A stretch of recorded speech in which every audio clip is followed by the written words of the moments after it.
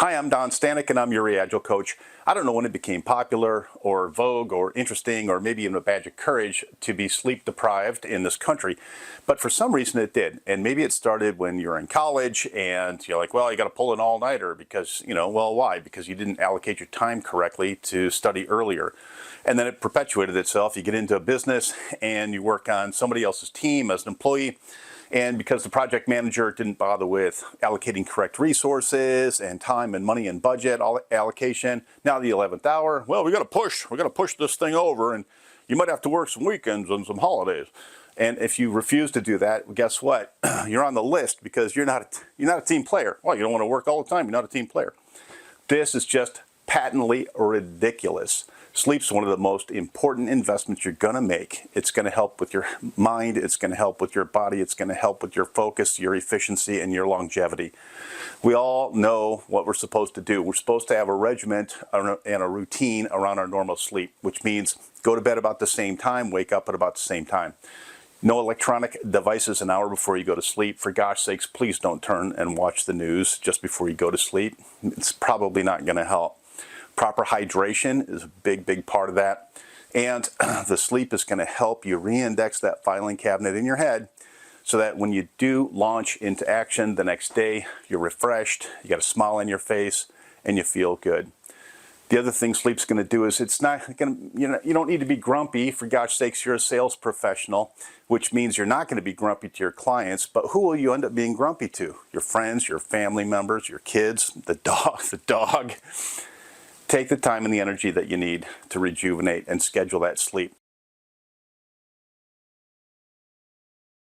Drink more water. I'm a water evangelist, and there's a lot of bad things that happen from chronic dehydration.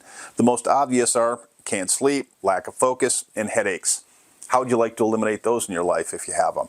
Drinking more water might be a very simple solution to be able to do that. Now, in addition to those obvious things, if your body's in a chronic state of dehydration, your body chemistry is not working correctly, which you're setting yourself up for inflammation, could be heart disease, could be cancer. Man, sounds terrible. Establish a great habit around drinking water. Here's what I do, and here's what I recommend for you. If you don't have already six drinking bottles, portable drinking bottles, go and buy some today. And here's the basic criteria. I like them to be between half a liter and a full liter. So, it's basically a quart, between a half quart and a quart, 500 milliliters to 1,000 milliliters. And I want them to be, if they're plastic, which I don't recommend, they need to be BPA free. That's bisphenol A. Bisphenol A is a chemical that comes out of plastic, and particularly if you have a water bottle in your car and it's summer and the internal temperature of your car goes over 100 degrees, you got a water bottle sitting in there, plastic, and that chemical is getting into your water. Just don't recommend it. So this means you need to find a glass container, maybe glass containers that have got a nice plastic safety coating on it so it's not going to break in your purse, in your car if you drop it. Or a stainless steel container. Stainless steel is fine, but also be careful because some of the stainless steel containers have got a plastic coating on the inside. This plastic coating is no different than drinking out of a plastic bottle, quite honestly. Okay, get it done. Number two, what I want you to do is really consider your drinking source of water. If you're already buying bottled water, just make sure you know exactly what you're buying. They do still have preservatives in there, and they might be in a BPA container. If you are drinking tap water, don't laugh at me. I would just hope that you're going to condition that somehow before you store it or drink it.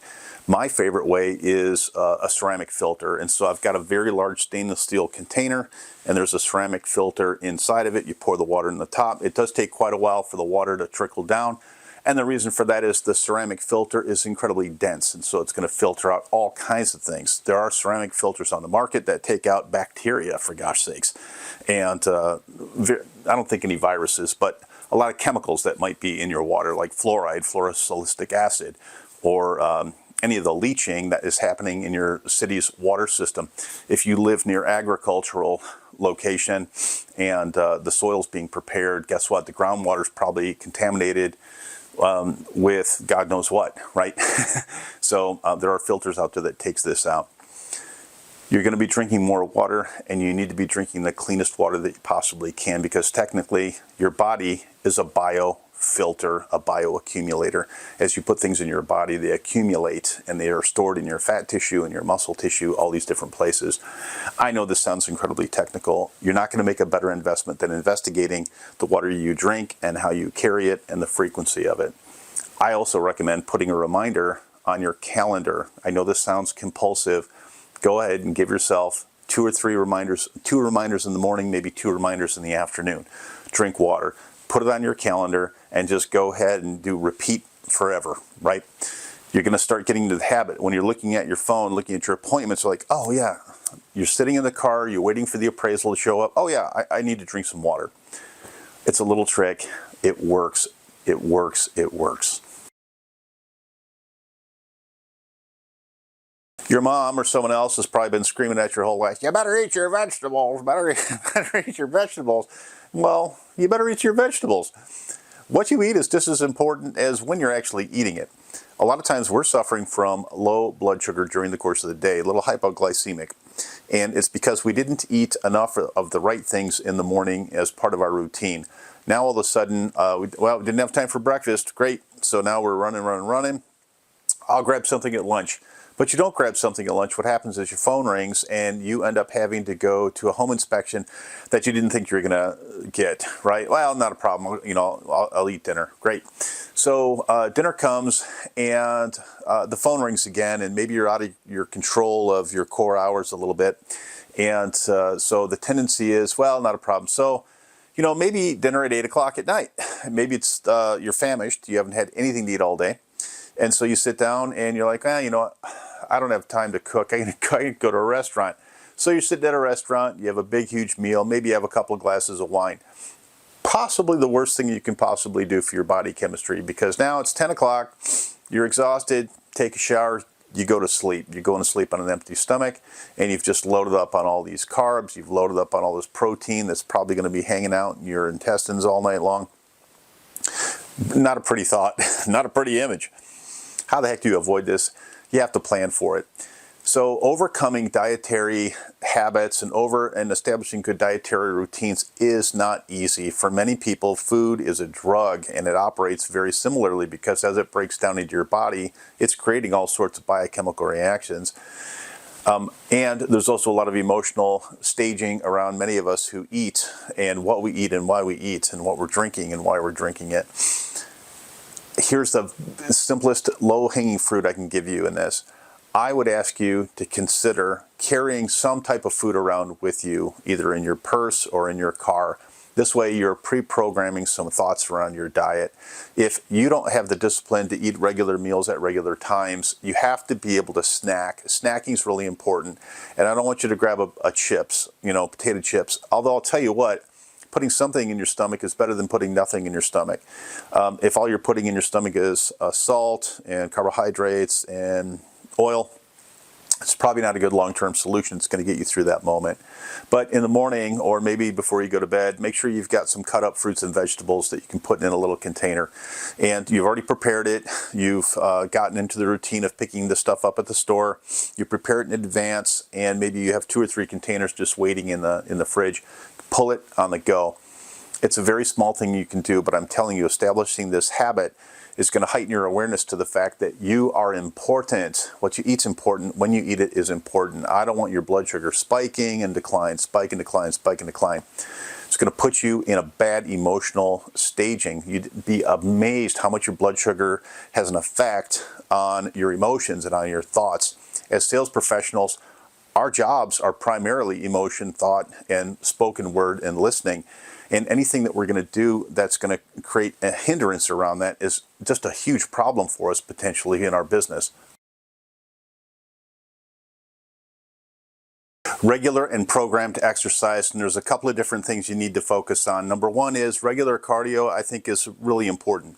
Your cardiovascular health is going to increase the efficiency of all of your body chemistry. It's going to help keep you alert and how you oxygenate your body. And it's going to help your sleep. It's going to help alleviate stress. What does that look like? I'm recommending really simple, about 45 minutes of cardio 3 times a week. It does not have to be highly strenuous. In fact, it's probably best that it's not. More and more studies are popping in to show that you get just as much benefit out of walking briskly as you do running. Running. Who said anything about running? So a brisk walk 3 times a week. This is really going to help settle your mind, and it does help with your cardio fitness. Now, the second thing you want to consider is if you're trying to drop some body fat and reduce your body mass index, you're trying to get your fat down, walking's not going to do it, and only walking 3 times a week is not going to do it. You need strength training, and here's why. Because you need to build some muscle mass. That muscle mass is going to nudge up your metabolism, and you're going to start using calories at a much higher rate if you've got muscle. Now, we all go in and out of fitness. Sometimes in life we're very fit, usually we're 18, 19, 20, and then sometimes we struggle with fitness in our 50s or so, and that is because we're not allocating the time to do it, number one. Number two, we have this memory of being young and being fit, and now I'm in my 50s and I'm less fit, and I'm certainly less young. And sometimes there's a voice inside your head that says, oh my gosh, you're never going to get back to that place. And guess what? You're never going to get back to that place. I used to love to play tennis when I was younger, but I did reach a point where I realized I probably wasn't going to get to Wimbledon. And was I discouraged? No, because there's still a love of the game and the participation and the activeness that kind of goes around it. There's also a huge social aspect around it. In fact, as a real estate professional, you might want to identify other people to exercise with. Maybe not a bad idea, because there's some accountability in that. Getting this program to your calendar is sometimes heavy lifting, but you're just not going to make a better investment in your biochemistry than to be able to have regular programmed exercise. Remember, you need some cardio, and you probably need some strength, and really you need, probably the third is flexibility. I think flexibility is the number one neglected thing in our society, particularly amongst men. Men like, oh, I'm going to lift weights. How much can you bench? How much can you bench? I don't know. What's a bench? I sit on a bench. I don't lift the bench. Flexibility is really important, particularly as you age, because you get tighter and tighter, and pretty soon you're like the Tin Man. You just need a little oil. I'm falling and I've broken my hip. I'm not making fun of anyone out there, but get on that exercise appointment, please. So now we kind of covered this: sleep and water and diet and exercise. Those are all the good ones. But there's some other habits that some of us participate in that might need some moderation, or you might need to just quit it altogether. And that's coffee and other types of chemicals. So I kind of lump coffee into one of these socially acceptable chemicals, and that's like coffee and nicotine, although cigarettes are taboo now, but I vape. It's not smoke, it's vapor. What the heck? I know vapor. What kind of vapor is that? I don't know. And so, but all these things are kind of falling into these social gray areas where, well, it's totally fine. It's coffee. Guess what? Nicotine and caffeine are probably the two most addictive substances on the planet, and then because they are so socially acceptable, they just kind of like, hey, we got a coffee maker, got a coffee maker. Oh, get coffee. You want some coffee? I've had a lot of coffee. You have some coffee? Too much of that leads to dehydration. So for every cup of coffee you ingest, then guess what? You should probably drink another cup or 2 cups of water to chase that down, to help metabolize that caffeine and get it out of your system. Do we rely on stimulants to kind of get us up and going? And yeah, we do. I don't care how fit you are, and I don't care how much sleep you've had. I'm not giving up my coffee in the morning. It's just not going to happen. Now, what I have done is I have totally cut out coffee in the afternoon. And that's because it's just a bad habit. And so I've just replaced the coffee with the water, and you'd be amazed how easy that transition is by substitution. Now, let's drift into the next thing, which is chemicals. So if you're currently out there struggling with some kind of illegal or legal prescription chemical, for gosh sakes, do me a favor, get help. And don't put it off. It's just really, really important. It might not be a big thing when you do it, and you're like, it's no big deal. It helps me relax. At the end of the day, it might help you relax in the moment, but it's taking you away from the longevity of your life. It's taking away from your efficiency. It's disturbing your sleep. And I'm not saying it has to be heroin or some kind of heavy drug. At the end of the day, there's just a myriad of prescription drugs that America is on right now, and many of them have not been tested for a long period of time, and that is a generation. Prozac showed up probably when I was a kid, And then all of a sudden there's all these other drugs that came out of that whole SSRI, Wellbutrin, Effexor, Zoloft, Paxil, Xanax, all these different things. And these types of drugs are just running through society, and it's becoming more and more commonplace that people use these things to kind of get over the hump of their little day. And it's easy to do because it's a quick fix, but it's just that. It's a quick fix, and if you're not careful, you could end up with a real problem. Probably the most obvious of all of these chemicals is alcohol. Many of us drink, and many of us get to a point where we're just drinking more than we should, and it kind of creeps into your life. And I'm not preaching to anyone. What I'm saying is just be aware of it. At the end of the day, there's a habit, and that is, end of a long day, I'm going to pour myself a glass of wine. Great. Well, maybe you didn't have breakfast, maybe you didn't have lunch, maybe you struggled to eat dinner on time, or maybe you want something, you're hungry before dinner, and you pour yourself a glass of wine. And why is that so satisfying? I'll tell you why.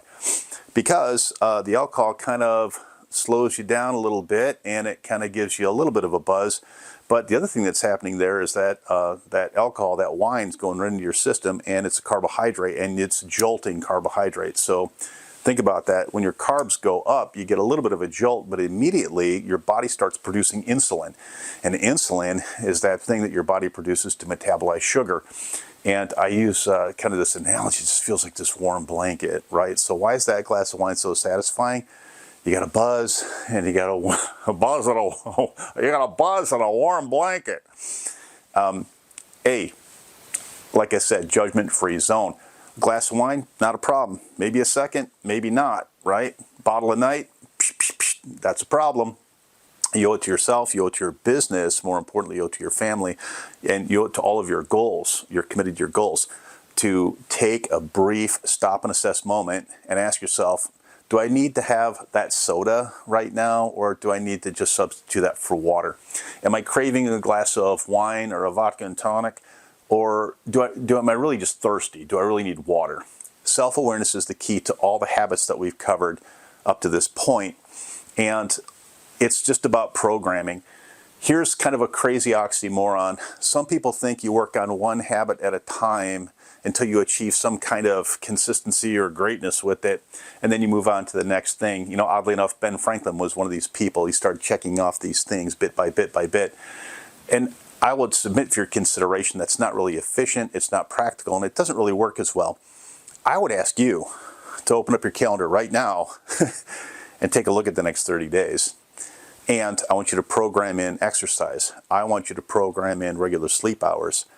And I want you to make an appointment with yourself to go buy a water filter and all of the things that are going to set yourself up for success. Because the truth is, if you start to engage in all of these things simultaneously, they're actually much, much easier because you kind of take the focus off of things. Guess what? You start exercising, you're thirsty. Who would have known? This is a big, big ask.